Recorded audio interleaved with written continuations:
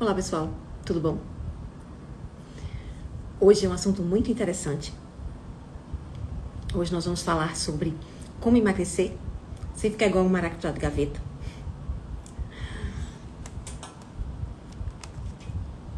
Acho que é uma queixa frequente quando a gente começa a emagrecer. É um medo frequente também. O medo da gente emagrecer e não ficar bem, né? Não ter o corpo que a gente sempre sonhou.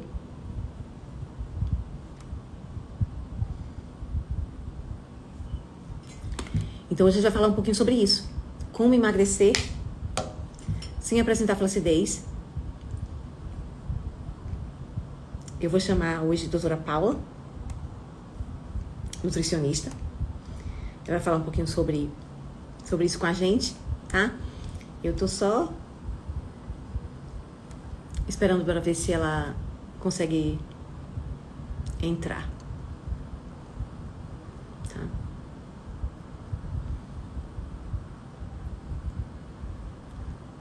Deixa eu ver aqui.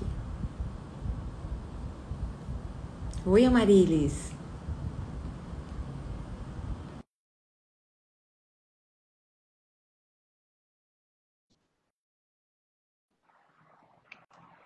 E aí, algum de vocês está em processo de emagrecimento? Quem de vocês já começou a emagrecer?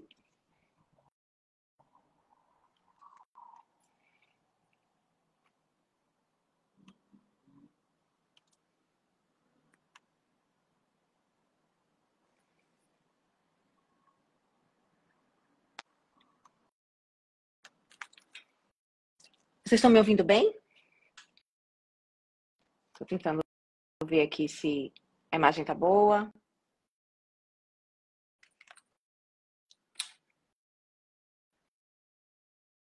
Kátia.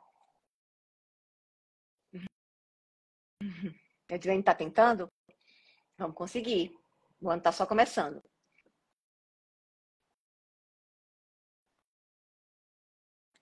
Paula tá tentando entrar.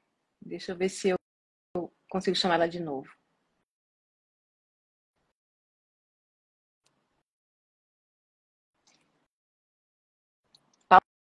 Paula, se você não conseguir entrar pelo meu link, tenta me convidar, tenta pedir para participar.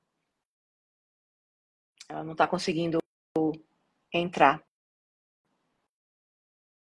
Doutor Deoclésio, que honra.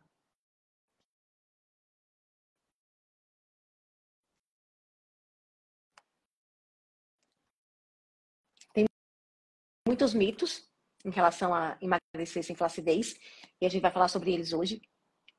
Vocês vão ver que não é tão difícil assim. Antigamente a gente achava que realmente emagrecer significava ficar flácida. Hoje a gente tem muitos meios de evitar essa flacidez.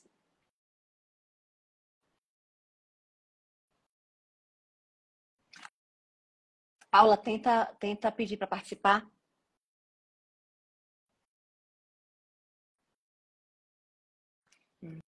Vamos ver se agora dá certo. Pedir para ela entrar.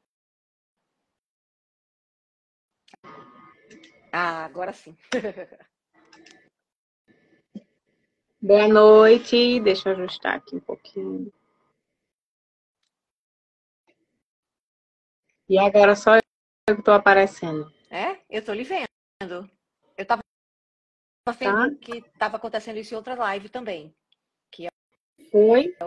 Que uma pessoa não via a outra. Você ainda não tá Entendi. me vendo? Não, tá escuro, tá tudo preto. Eu sei que É, vocês estão vendo. eu tô lhe vendo. E eu tô vendo aqui no outro celular que eu tô vendo, que eu tô aparecendo. Você também. Tá? Então pronto. Não estou lhe vendo, mas tudo bem, vamos fazer assim. Né? Será que você consegue fazer sem ver? É muito chato, né? Mas o pessoal tá vendo, sim. Eu tô acompanhando aqui por Quem outra. sabe faz ao vivo, vamos embora. É, vamos assim mesmo. É. Mas a imagem tá boa para quem tá vendo. Então, gente, Tá certo. vamos primeiramente para quem chegou pelo meu perfil e não conhece a doutora, não conhece Paula ainda, vamos apresentar a Paula. Quem é você? Então, eu sou nutricionista, já fazem 10 anos que eu sou graduada na área de nutrição. Tenho especialização em nutrição esportiva, nutrição na fase do idoso e, posteriormente, né, eu acabei voltando também os atendimentos no consultório para o público de emagrecimento. Meu público ele é bem mais específico para os pacientes acima de 40 anos, tanto as mulheres quanto os homens. E aí, nesse mundo do emagrecimento, né, eu tive que estudar, participar de cursos, para realmente entender na íntegra, compreender melhor a amplitude do processo de emagrecimento, de quem está na obesidade, quais são os fatores que influenciam, como é que a gente pode direcionar da melhor forma, né, um plano alimentar, uma conduta mais assertiva. Então, esse estudo, né, ao longo desse tempo foi muito importante e a gente nunca para de estudar, não é verdade? Ah, sim. É sempre aprimorando. Imagina como é complexo, é uma coisa totalmente antifisiológica emagrecer, né? Bem, para quem veio pelo perfil da Paula, eu vou me apresentar. Meu nome é Patrícia, eu sou médica. Eu comecei trabalhando com dermatologia, mas eu sempre tive uma pegada muito assim, não seria fitness, porque eu nunca fui muito boa em esporte, mas uma pegada muito mais voltada para a saúde global. Então, os pacientes chegavam com queixas muito específicas, melasma, acne, e eu falava, mas você tem que melhorar o seu global, você está com sobrepeso, não dorme bem, é muito estressada. Então, eu sempre via essa limitação no meu atendimento. Eu encaminhava os pacientes para os médicos que eu achava que, e para os profissionais que eu achava que iam resolver, e acabava que não fluía. Então, eu acabei fazendo um curso de psiquiatria, uma especialização em psiquiatria, uma especialização em nutrologia pela USP, fiz curso de TCC para obesidade, né, terapia cognitivo comportamental para obesidade, e fui me especializando mais para essa área. Hoje, eu trabalho numa clínica de dermatologia também, mas mais voltada justamente para essa parte de nutrologia. Né? Então, os pacientes vão lá, a gente tem outros colegas dermatologistas, a gente trata a pele, mas a gente trata principalmente a saúde geral. Quer dizer, eu trato principalmente a saúde geral. E pensando nisso, uma queixa frequente dos pacientes é que quando começa a emagrecer, vem a flacidez. Antes, a gente tem que saber o que é emagrecer, para saber se realmente a gente precisa ficar flácida quando emagrece. Emagrecer, gente, não é perder peso na balança. Claro, se você tem um IMC de 30, 35, você vai precisar perder peso na balança. Mas não o cerne do emagrecimento não é esse. Emagrecer significa mudar a composição corporal para aumentar a massa magra e diminuir a massa gorda. Então, para emagrecer, você pode, o que é mais comum, diminuir o peso na balança, manter o peso na balança ou até mesmo aumentar o peso na balança. Tudo isso pode acontecer num processo de emagrecimento, dependendo do caso. Claro que, como a gente está falando, geralmente pacientes com sobrepeso e obesidade, o emagrecer é perder peso.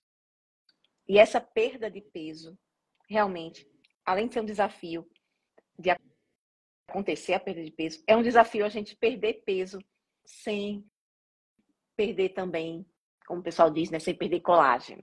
Na verdade, não é colágeno bem que a gente perde, né? Mas, no popular, o pessoal fala que perde colágeno quando emagrece. Verdade. O que será que a gente pode fazer para evitar isso, então? Primeira coisa, quando a gente for emagrecer, a gente tem que ter um objetivo claro e focar mais no processo de emagrecimento do que a perda de peso na balança. Isso é fundamental. Com isso em mente, a gente consegue melhorar, assim, facilitar muito o processo de emagrecimento. Emagrecer é aumentar músculo e perder gordura. Isso significa que eu preciso fazer dieta, treino, tenho que ajeitar meu sono, manejar meu estresse, tenho que melhorar meus relacionamentos. Tudo isso junto. Como eu estou falando com a nutricionista, vamos focar um pouquinho hoje na parte da dieta. Qual a melhor dieta, então, para a gente emagrecer sem ficar flácido? Então, eu digo para todos as minhas pacientes, meus pacientes, né? A melhor dieta para emagrecer, para ter saúde, é uma dieta personalizada. Atualmente existem vários modismos, né, em relação a vários tipos de condutas, de dietas. Tem a low carb, tem a cetogênica, tem a dieta do ovo, da lua, o jejum diurno, noturno. Então, assim, tem muitas coisas. E o que é que acontece? Na prática, quando eu recebo o paciente no consultório, ele já vem com um relato de várias experiências desses tipos de dietas. Paula, eu já fiz a low carb, eu emagreci, mas depois eu acabei ganhando peso. Ou eu emagreci e perdi massa magra. Fiquei com aquele aspecto de flacidez, porque perdeu a massa magra, né? A gente tem que entender também essa parte da composição corporal, entender que o processo de emagrecimento, ele envolve principalmente um déficit calórico. O paciente emagrecer, ele tem que fazer uma dieta em déficit calórico, ele tem que comer menos calorias do que ele gasta ao dia, né? Então, esses pacientes, eles chegam com muitos históricos, né, de idas e vindas a nutricionistas, e eu começo recebendo esse paciente dizendo o seguinte, muitas vezes não é que ele fez errado, mas que ele tem que entender que é um processo, né, que não existe a dieta A ou B que seja a melhor, Sim. mas que ele tem que fazer uma dieta personalizada e que para ele. Consiga manter, né? Porque o grande problema é que as pessoas acham que vão fazer assim, eu vou fazer uma dieta para emagrecer. Sim, depois que você emagrecer, o que você vai fazer? E aí a gente tem que entender que a gente, na verdade, não vai fazer uma dieta para emagrecer. Nós vamos mudar nossos hábitos alimentares e a gente vai acabar emagrecendo. Mas esses hábitos alimentares, eles vão ser sustentáveis. Então, o emagrecer vai ser uma consequência de um outro processo. Um processo de melhora da saúde global. Exato. Uma escolha. É uma consequência. Tudo. Você tem que escolher, e a escolha que você tem que fazer é pelo processo. Porque não vai ser um processo fácil. A gente não está num ambiente propício para emagrecer. E emagrecer não é fisiológico.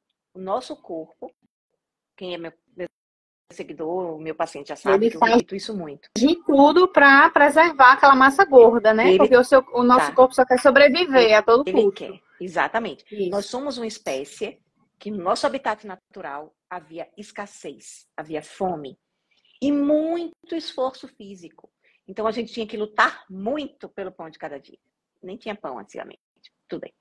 Pela comida que a gente caçava e plantava. Colhia, na verdade, né? Antes mesmo da gente começar a plantar. Então, assim, a gente, toda a nossa fisiologia, ela é para armazenar gordura e não perdê-la. Quando a gente está num ambiente onde tudo é muito farto e o esforço é mínimo, a gente praticamente não anda, não se mexe. Então, claro que a gente vai acumular. Então, a gente vai ter que fazer um exercício constante. Hoje, se a pessoa está parada, tranquila, se é uma pessoa que não está pensando na sua saúde, está vivendo a vida, ela está engordando. É impossível, no nosso ambiente atual, se a pessoa não se preocupar, ela não precisa ser nem ser muito gulosa, nem nada, você não precisa ter nenhum aspecto específico, ela vai engordar. Todo mundo hoje, nós temos, não é à toa que nós temos 60% da população com sobrepeso e obesidade no Brasil. E em outros países tem até mais do que isso. Então, realmente, o processo de emagrecimento Exatamente. não vai ser fácil, ele vai ser um processo longo e permanente. Mas não é só você que tem. Exatamente. Uma coisa que tem que ter cuidado, assim, tem que lembrar para os pacientes de obesidade, às vezes eles ficam muito tristes porque eles ficam pensando que só eles têm que fazer tanto esforço para viver. Porque o desafio de emagrecer é um esforço contínuo o tempo todo. Esforço diário, exatamente. Diário, São e escolhas diárias, né? o Mudar a tempo todo. rotina diariamente, É, né? Você insistir mas naquela não é só. alimentação mais saudável que Não, o mas não é nutricionista só ele. prescreveu. Todo. Você insistir em ir para fazer sua atividade física, É, mudar é, hábitos, mudar a mente, né? Gradativamente, você ir pensando, melhorando sua consciência, né? Pensando na saúde, pensando na sua autoestima, sim, mas não pensando em fazer dieta, porque dieta é algo já é um é, termo que eu nem é. utilizo mais em consultório, O porque termo que se usa dieta, hoje, né? Ficou pejorativo, né? Ficou isso, eu temporário. utilizo muito equilíbrio alimentar. Vamos equilibrar a sua alimentação, buscar o equilíbrio de forma personalizada, porque o organismo de cada um é diferente, Sim. né? O homem, a mulher, a idade influencia o sexo, Os o grau de hábitos atividade de física que aquele atividade paciente física, os realiza. Exatamente, a horários. rotina dele, ele trabalha muito sentado o dia inteiro, a ingesta de água, a hidratação também influencia muito, tanto no trato gastro-digestório, né, na retenção de líquido, Sim. na excreção de toxinas e impurezas através da urina, influencia no metabolismo. Então, assim, são vários fatores que a gente tem que organizar a rotina realmente desse paciente. As escolhas que ele vai realizar no supermercado, na hora da compra, o que é que ele pode comprar, o que é que ele deve evitar temporariamente, até ele se adaptando, né? Porque tem alimentos que tem paciente que ele não consegue ter em casa, que ele tem uma certa compulsão alimentar. Então, realmente, a gente vai organizando isso para ele conseguir ter mais, conseguir acertar mais no dia a dia, né? E o paciente também, ele tem que entender que esse processo tem altos e baixos. Não é só perfeição. Todo mundo, geralmente, o que é que acontece? O paciente vem no consultório pela primeira vez, ele vem super motivado. Eu quero emagrecer tantos quilos, estou motivado. Primeira semana super motivado, vai fazer atividade física. A motivação vai caindo, porque ele começa a ficar, começa Ele a cansa, né? motivação vai caindo e Ele cansa. a motivação vai caindo, ele começa a sentir falta, É, né? Tanto psicologicamente sim. quanto fisicamente daqueles atos anteriores. E aí que você tem que realmente continuar o acompanhamento médico, nutricional, para você conseguir seguir uma linha mais constante possível na atividade Sim. física, na alimentação e nos hábitos gerais, né? De sono, de É, hidratação e é. tudo isso. O que é que eu faço? Nos meus pacientes, a gente faz um planejamento.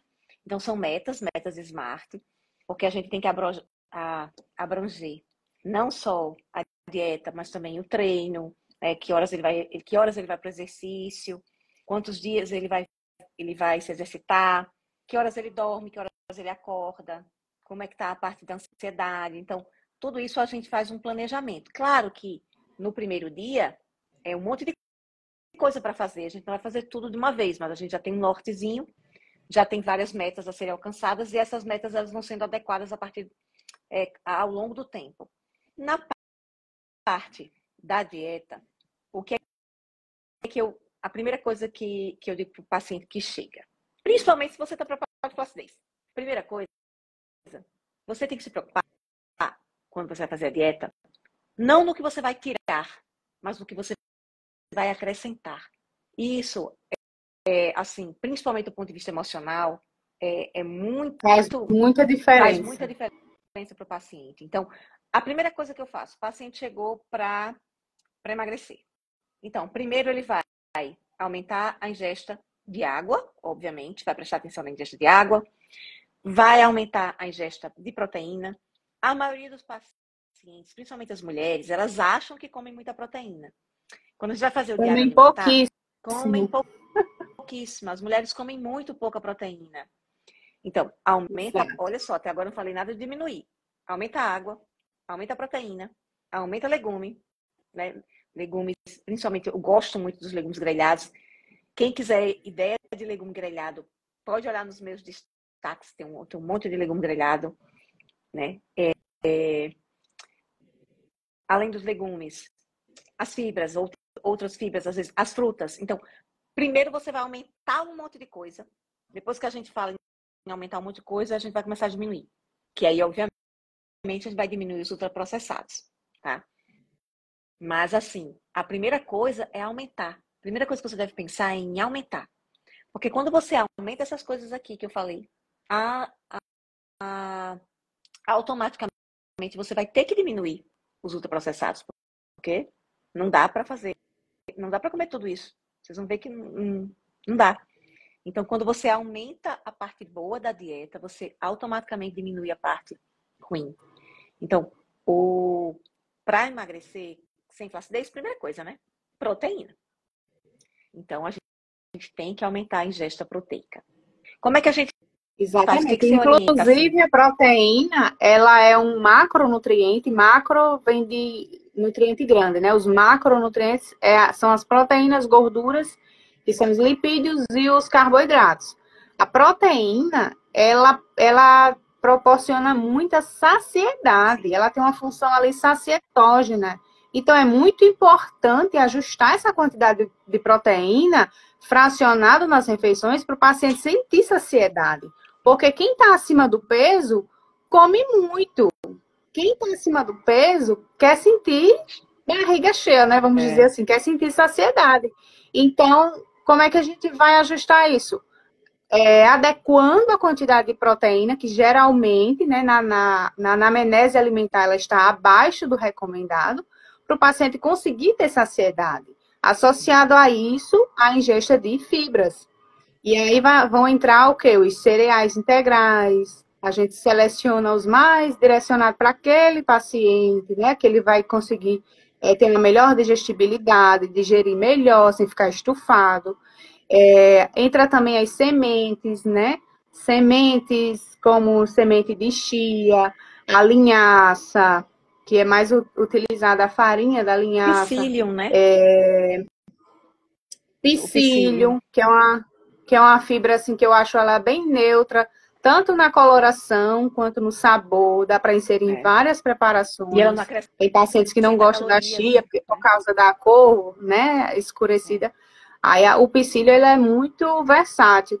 Então, assim, inserir bastante fibra, inserir a quantidade de proteína correta, porque a fibra, tem a fibra que ela é digerida, tem a fibra que ela não é digerida, ela passa íntegra no trato gastro-digestório. Então, ela proporciona muita saciedade. Então, você focando na fibra e na proteína, porque consumir carboidrato todo mundo consegue, né? A palatabilidade do carboidrato é ótima. Não é saboroso, é gostoso. Você vai ficar com fome daqui a pouco.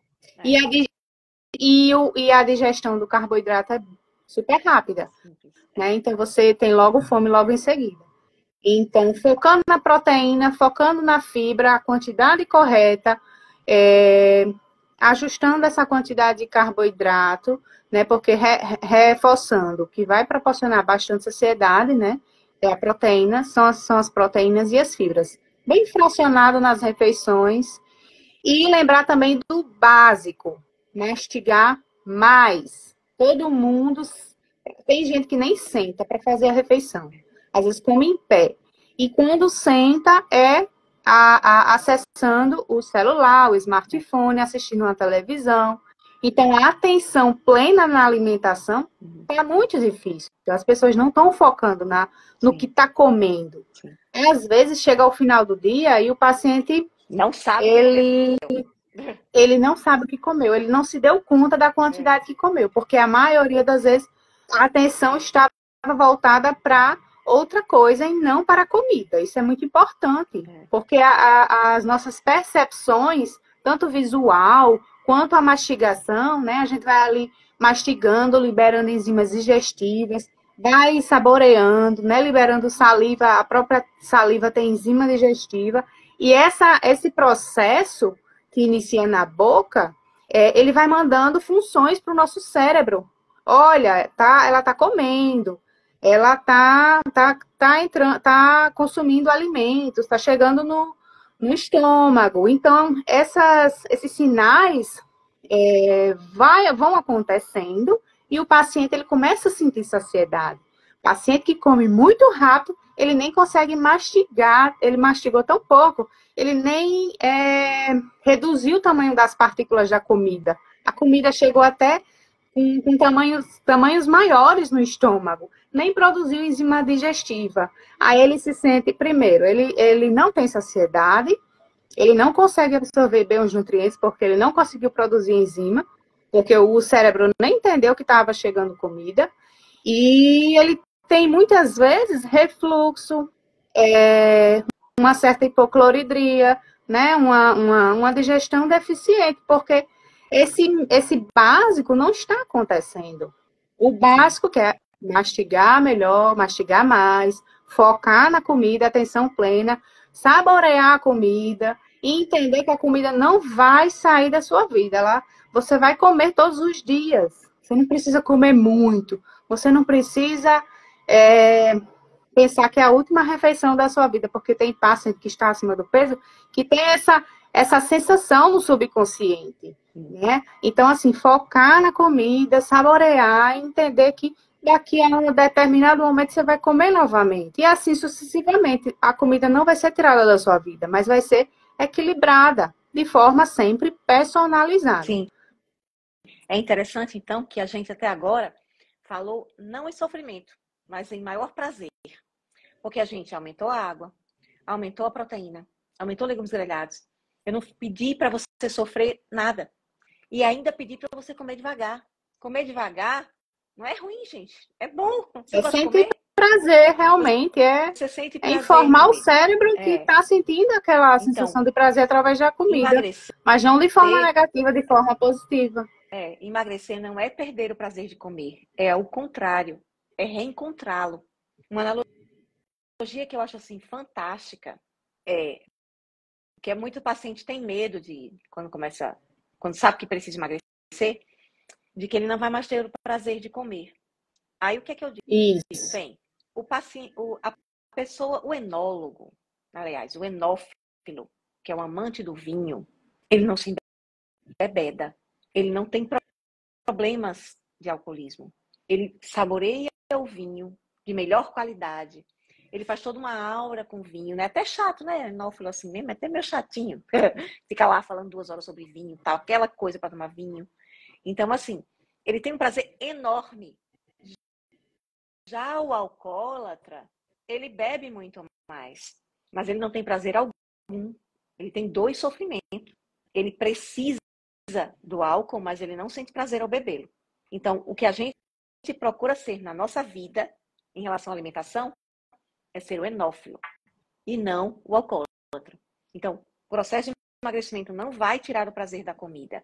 Vai fazer você ficar uma pessoa mais chique, né? Vai fazer você descobrir um novo prazer ao comer. Então, é saborear a comida devagar.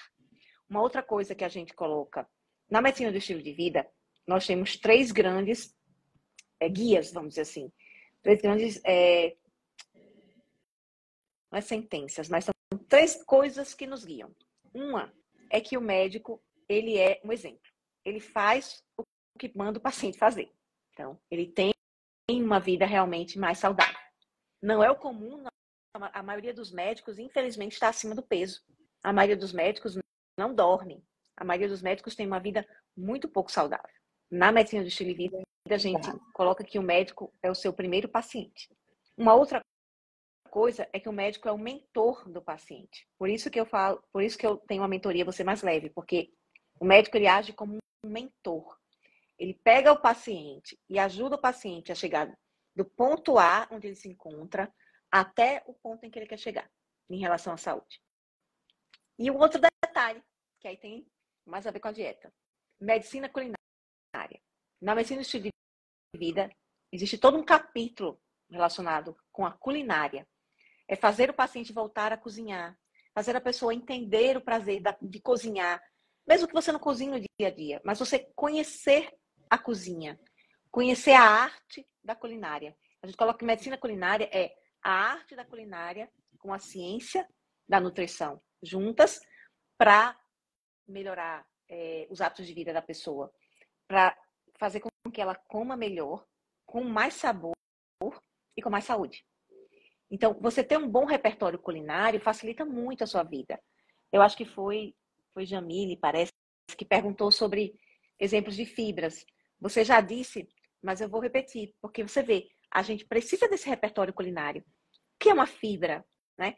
Fibra é um carboidrato. Então, fibras existem aonde? Nos vegetais, tá?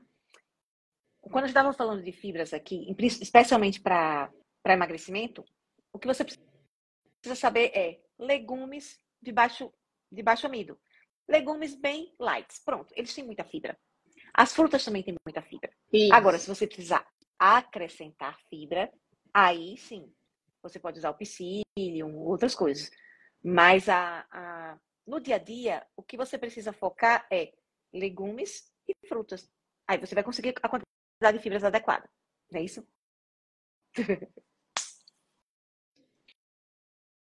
Agora, eu queria falar um pouco...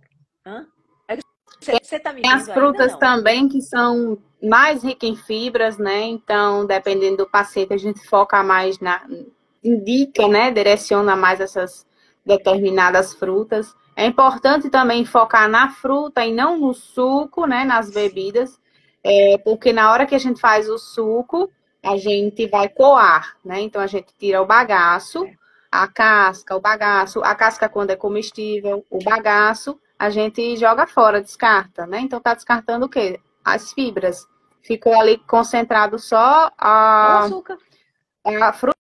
frutose, que é o açúcar da fruta, né? E as vitaminas minerais. As vitaminas minerais são importantes, porém, na hora que você consome esse suco, você vai ter um pico de insulina, porque não tem fibra para segurar no processo de digestão. Vai absorver rapidamente, porque não tem fibra.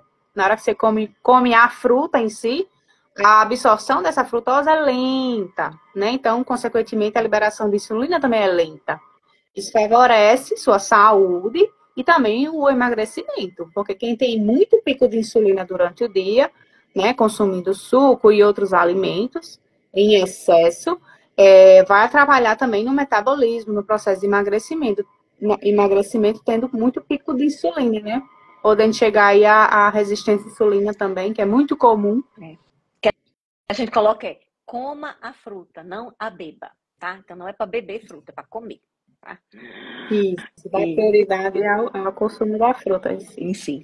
Exatamente. Um macete. Tente sempre comer o carboidrato dentro da célula, ou seja, dentro do natural dele. Então, por exemplo, sempre a macaxeira vai ser melhor do que a farinha de mandioca. O milho é melhor que o cuscuz, tá? Tudo que for mais natural possível, sempre vai ser mais saudável. Vai ser mais saudável. Porque a indústria alimentícia não mexeu, né? Não retirou a casca, a pois é. Fibra. Então, assim, para você emagrecer sem flacidez, foca na água, proteína, fibras. Detalhe importante. Quando você come uma boa variedade de legumes e frutas, você acaba comendo também não só os macronutrientes importantes. Os macronutrientes são a proteína, a gordura. Falar da gordura boa também, que é muito importante para a pele, né? Para o aspecto da pele em si. Então, você não consome somente os macronutrientes, você vai consumir também os micronutrientes. Então, é muito importante que a gente consuma uma dieta o mais variada e natural possível. Porque se você tiver todos os micronutrientes, o processo de emagrecimento vai diminuir, não vai ser tão grave assim a flacidez. Aí a gente tem também que fazer um diferencial aí. Nem tudo. Quando a gente perde gordura, quando a gente emagrece, a gente perde gordura. Então a gente tem que perder gordura. Não tem jeito. Esse é o processo. No rosto, exato, a gente tem gordura. Dependendo do formato do rosto, mais ou menos gordura. Então, se você emagrecer, seu rosto vai afinar. Eu tenho um rostinho de bola. Então, eu preciso ficar magra. Quanto mais magra eu ficar, melhor. Porque porque o meu rosto fica mais fininho, mais bonitinho. Tem gente que já tem o rosto fino. E aí, com o processo de emagrecimento, esse rosto vai perder gordura. Uma coisa é perder gordura, outra coisa é flacidez. Flacidez é a pele sobrando, é a pele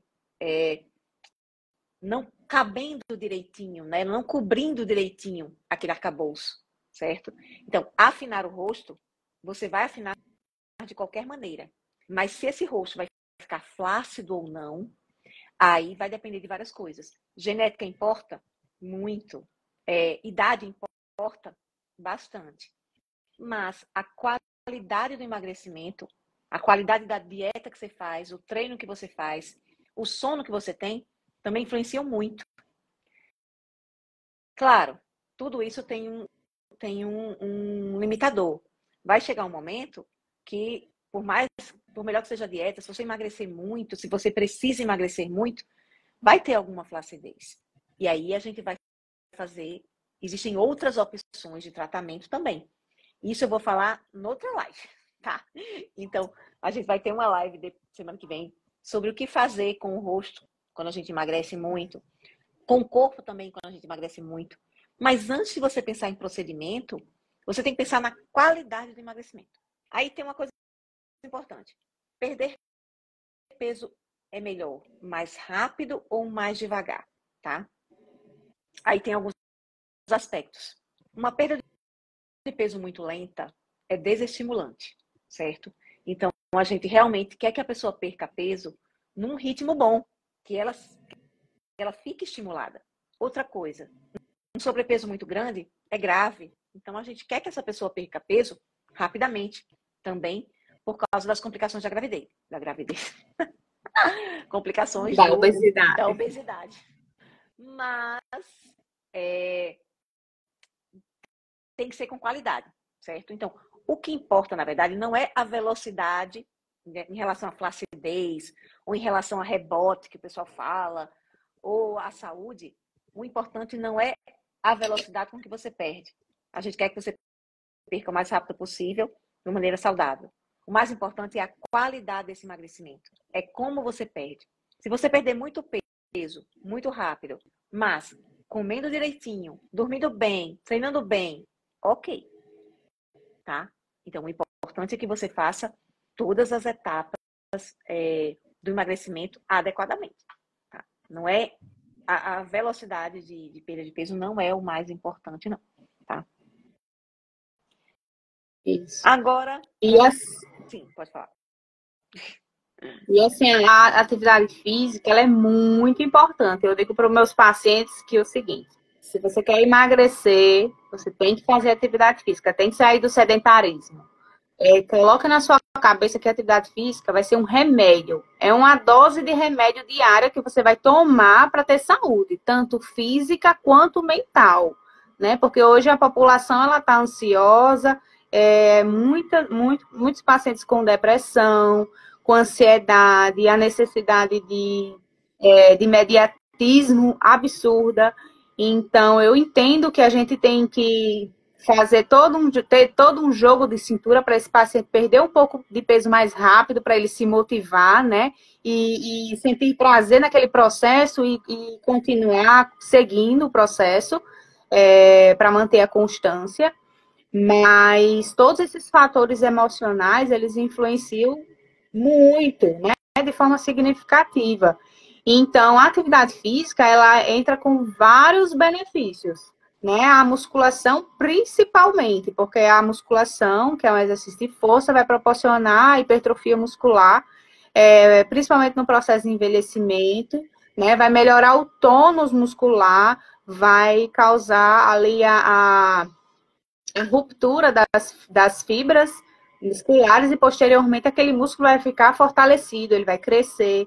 Então, o aspecto de flacidez melhora muito, né? Você vê aquele corpo mais torneado, você vê aquele corpo com um aspecto bem melhor em relação à flacidez quando o paciente faz a musculação, né? Mas de forma contínua, não é para ir uma vez na semana, não. Você tem que ir.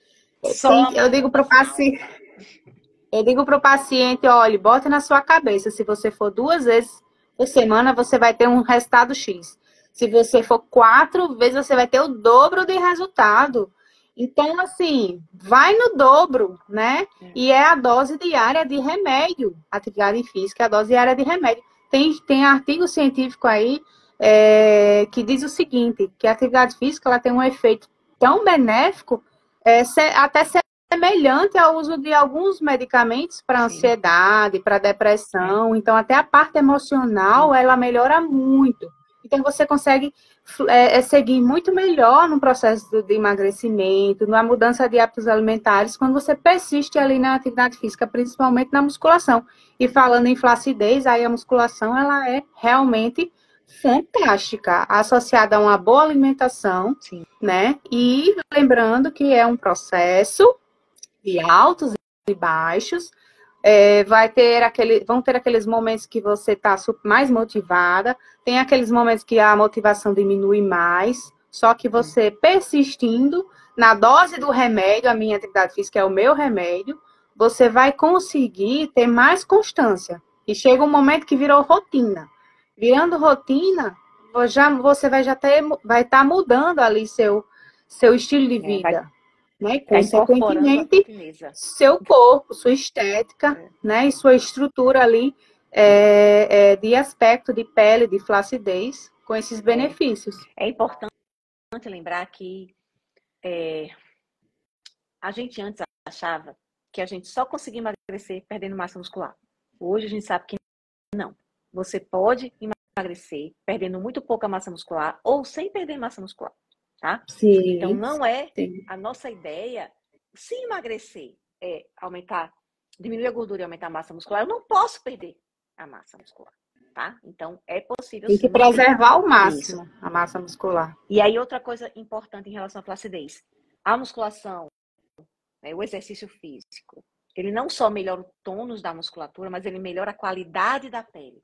Ocorre melhor a hidratação da pele, melhora o tônus da própria pele em si, não só da musculatura embaixo que forçaria a pele, não. A pele de quem faz exercício físico, principalmente a musculação, ela é melhor. Se você fizer, claro, se você faz exercício físico ao ar livre, pegando o sol, as áreas expostas ao sol, elas vão envelhecer, mas a musculação tem que ter cuidado com o excesso, né, do sol, verificar esses detalhes. E a corrida, uma corrida muito longa também, ela não é muito boa para a pele. O dermatologista odeia a corrida longa. A corrida curta não teria problema, tá? Então, mas essas corridas... O HIIT. O HIIT não tem problema. Mas adoro o HIIT. Corridas de longa distância, principalmente no sol. Então, assim, isso realmente piora a qualidade da pele. Então, você vê que com aspecto envelhecido mesmo. Os maratonistas têm um aspecto muito envelhecido. Já os fundistas, não. Velocistas. Aqueles que correm 100 metros, né? Os Bolt, por exemplo. Eles não têm um aspecto envelhecido. E a musculação em si, ela melhora muito a qualidade da pele. A cor é uma pele mais rosadinha, mais vascularizada, um turgor melhor. Então, realmente, o exercício físico ele é fundamental para o emagrecimento sem flacidez. Olha quem entrou aí, Janes. Janes é psicólogo. Ele vai fazer uma live, viu, Janes? Aguarde. E, então, além da musculação, a gente já falou sobre idade genética, suplemento. Tem algum suplemento que melhora a flacidez?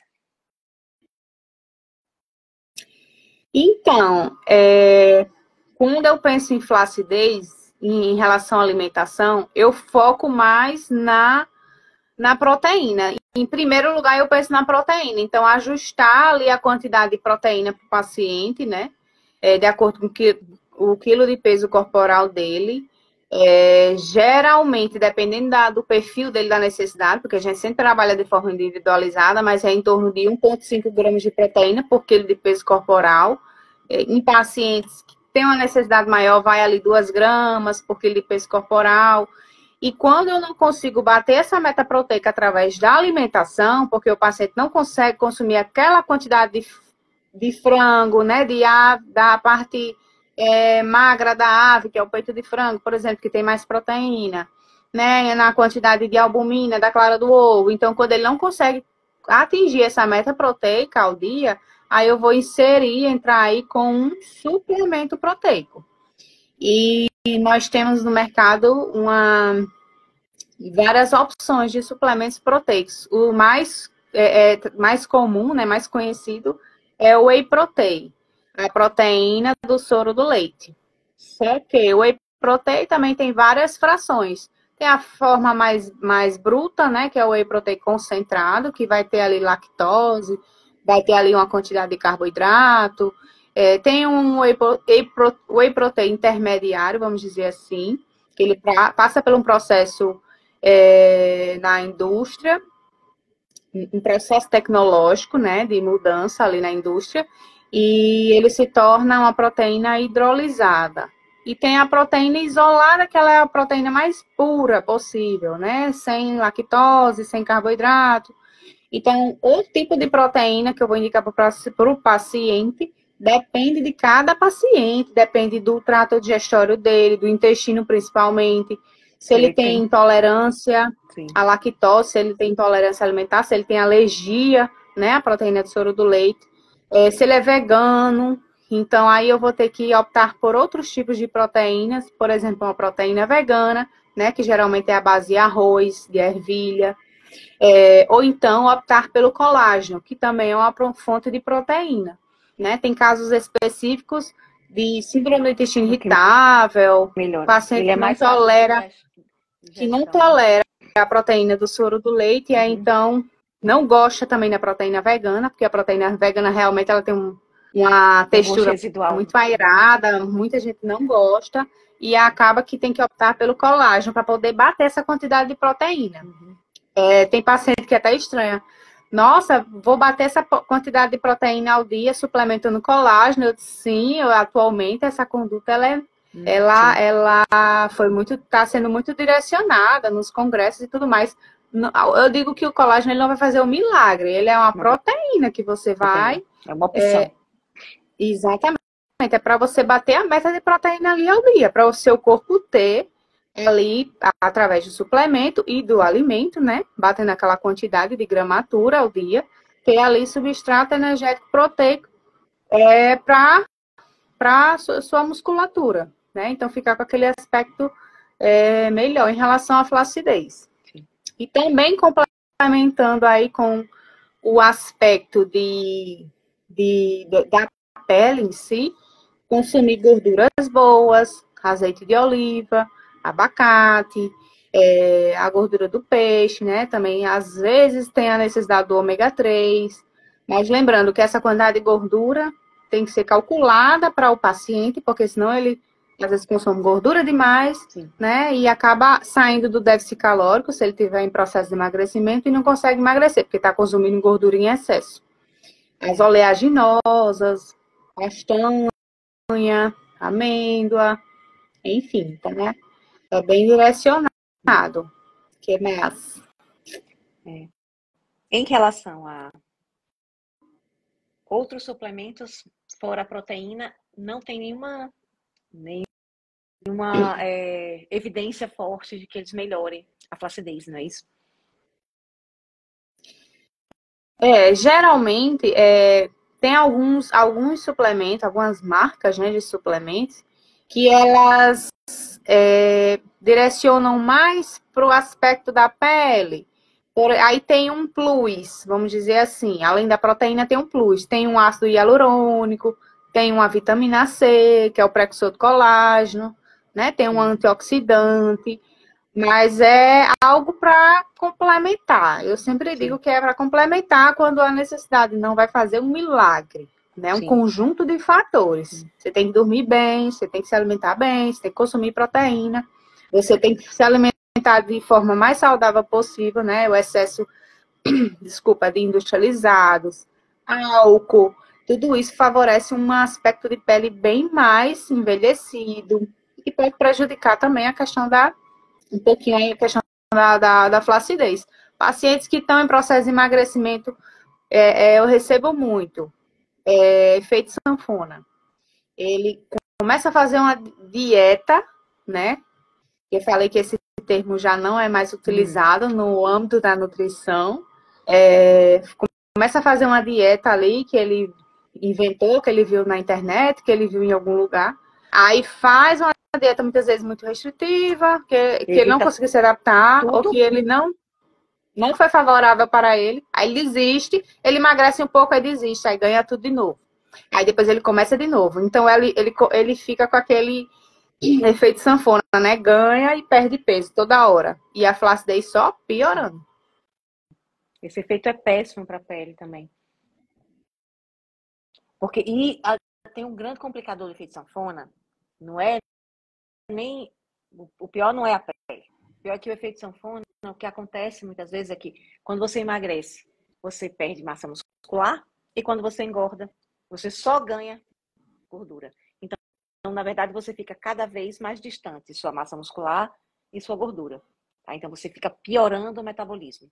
O ideal realmente é a gente ter uma constante, né? Evitar esses efeitos sanfonas.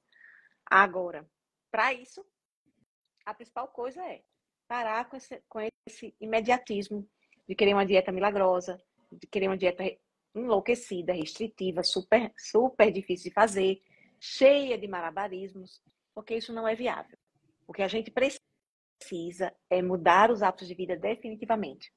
Lembrando que não é só você que tem sobrepeso. As pessoas que estão com peso normal hoje, a grande maioria já tem sinais de síndrome metabólica. Então, assim, não importa qual é o seu peso, você precisa ter hábitos de vida saudáveis. Você precisa comer mais proteína, legumes e frutas. Você precisa dormir melhor, você precisa fazer musculação e complementar com algum outro exercício. Você precisa melhorar os hábitos, não importa o seu peso. Isso tem que ficar bem claro, tá? E outra coisa, se você é mãe ou pai, eu peço encarecidamente que você melhore seus hábitos, porque você não vai melhorar só os seus hábitos, você vai melhorar os hábitos dos seus filhos, de toda a sua família. Então, é muito importante que a gente passe a palavra, que a gente incorpore a fitness para todo mundo. Todo mundo tem que ter hábitos de vida saudáveis, não importa o que o espelho está lhe dizendo, o que a balança está lhe dizendo, certo? Verdade. Primeiramente é pela saúde, né? Isso. Saúde física, saúde mental, né? A população, com o passar do tempo, ela fugiu muito da alimentação mais natural. Nós fomos nos adaptando aos alimentos mais industrializados, mais fáceis, mais rápidos, né? Disponíveis ali na prateleira do supermercado, das conveniências. E esses alimentos, eles são, todo mundo já sabe, né? São riquíssimos em gordura, hidrogenada, açúcar, corante, conservante, e tudo isso para poder aquele alimento ter uma longa validade de prateleira.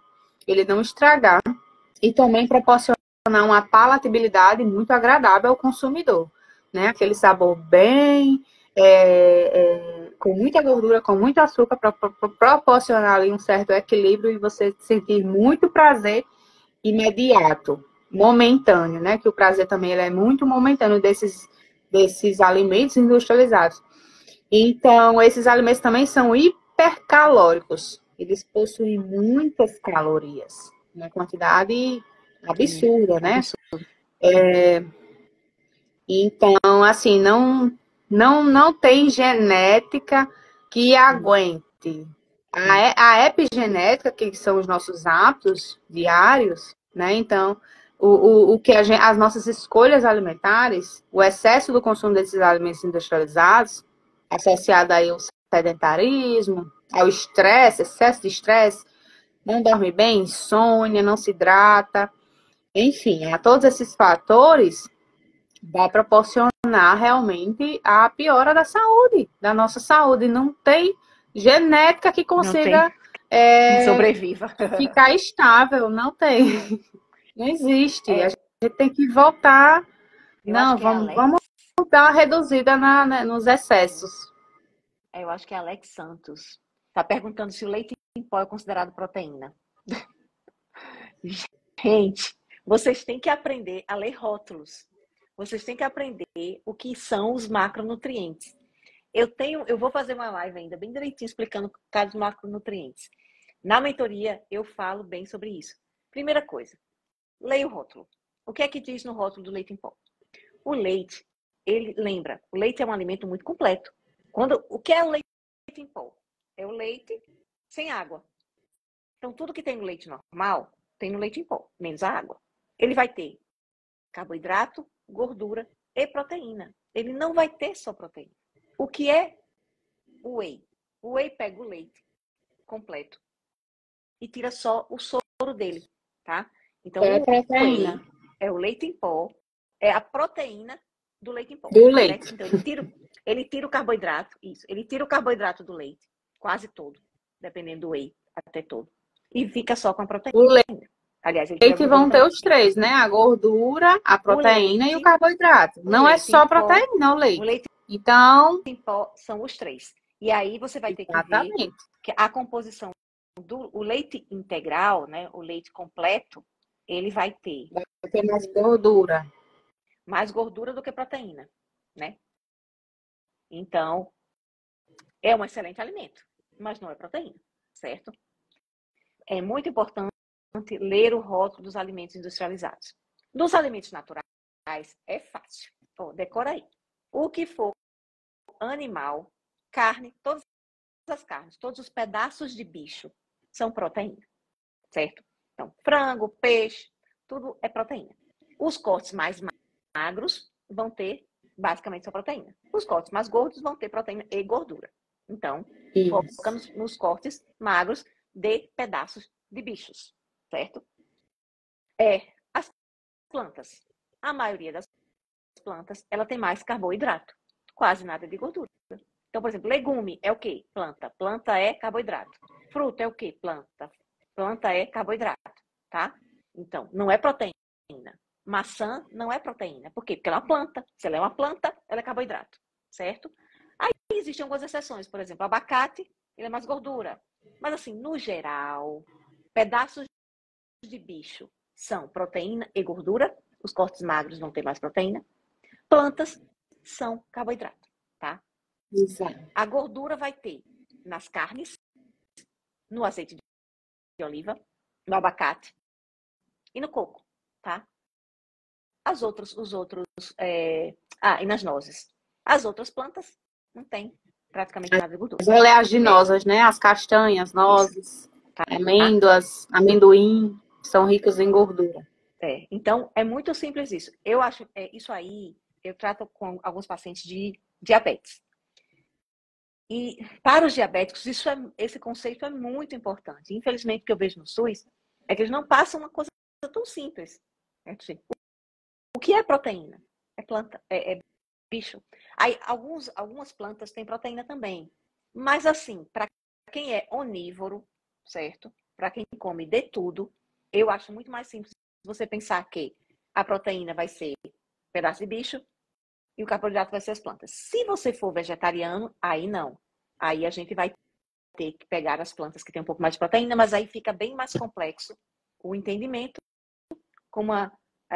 Geralmente quem é vegetariano gosta, né, dessa parte de nutrição e tal, aí vai ter um cuidadozinho especial com isso. Mas pra gente que é onívoro, come de tudo, foca aí. Proteína é pedaço de bicho, carboidrato é planta e sempre focar no carboidrato dentro da planta. Não no suco, não na farinha. Dentro da planta, do jeitinho que ela vem da natureza. Certo? Se você fizer isso, você vai emagrecer. Musculação, proteína, vegetais, para ter fibra e micronutrientes, você vai emagrecer com muito menos flacidez. Fora isso, o que é que a gente pode fazer? A gente pode fazer alguns procedimentos estéticos também, mas isso eu vou discutir em outra live, não nessa. Olha aí. Próxima semana. Vamos aguardar essa live dos procedimentos estéticos. Pois é. Gente, fizemos 1 hora de live. Alguém tem mais alguma Já passou. Dúvida? Passou correndo. Passou muito rápido. Se ninguém tiver nenhuma dúvida, se tiver dúvida que não lembra agora, ou tá com vergonha de perguntar, pode mandar um direct para mim ou para Paula, que a gente vai responder, tá bom? E vai ter uma live ainda sobre procedimento estético. Vou fazer uma live também sobre o exercício físico, certo? Também para evitar a flacidez. E a gente vai continuar falando sobre flacidez e emagrecimento, tá bom? Perfeito. Obrigada a todos. Obrigada, Paula. Agradeço. Obrigada por ter aceitado. Esse foi ótimo. Qualquer dúvida, é só falar comigo. Siga aí o @ e vamos seguir esse processo. 2024 a todo vapor. É isso aí. 2024 vai ser o ano da fitness para todo mundo. Com Tchau, gente. certeza, verdade. Obrigada. Vamos lá.